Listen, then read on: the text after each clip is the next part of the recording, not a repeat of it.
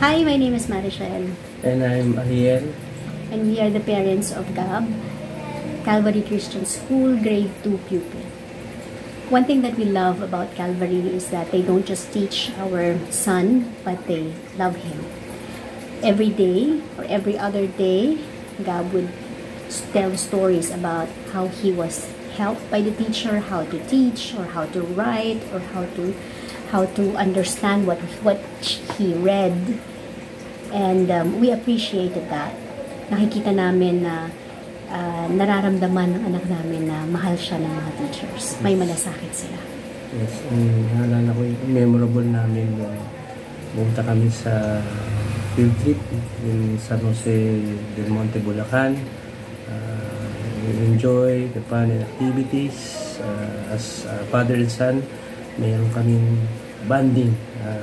Hindi ito basta nagagawa lang ng ganun-ganun na, kundi talagang ito yung first time namin na na-experience together as father and son.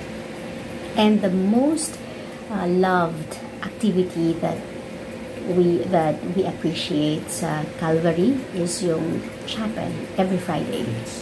Dahil doon natuto yung anak namin na mag-hum. We can hear our son humming Christian songs during unguarded moments. Something that he's not like that before he attended Calvary. Also, he now has the curiosity of asking us, is Jesus really watching him? Watching over him? So, madali lang magturo. Mas madaling magturo ng ABC or math or subject-verb agreement. Pero mas mahirap ituro yung Word of God.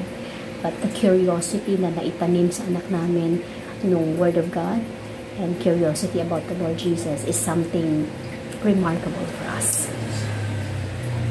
And kung ano tatanungin, we want to stay, of course, our son sa CCS.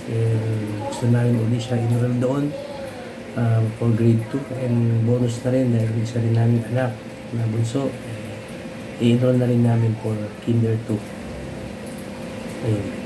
Yeah, and we look forward na kung ano yung naituro kay Gab would also be taught to our youngest son naman.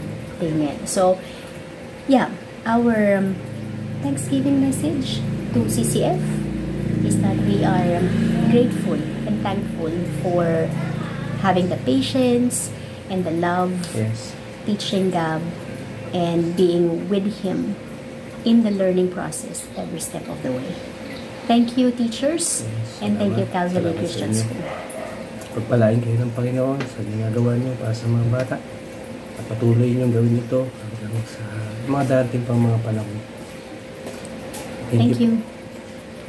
Bye. Minute na lang kasi.